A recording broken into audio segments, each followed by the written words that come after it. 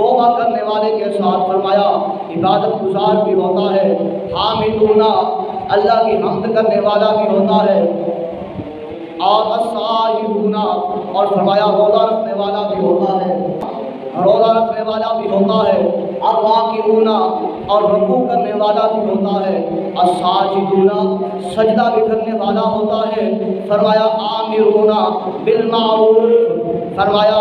وہ بندہ نیکی کی دعوت دینے والا بھی ہوتا ہے، نیکی کرنے والا بھی ہوتا ہے، والناہون عن المنکر فرمایا گناہ سے روکنے والا ہوتا ہے، فرمایا والحافظون لحدود اللہ اور جو اللہ نے حدود قائم کی ہے ان کی حفاظت کرنے والا بھی ہوتا ہے، فرمایا وبشر المؤمنین جس میں یہ نشانیاں پائی جائیں فرمایا وہ مومن ہے اس کے لیے اللہ کی طرف سے خوشخبری ہے۔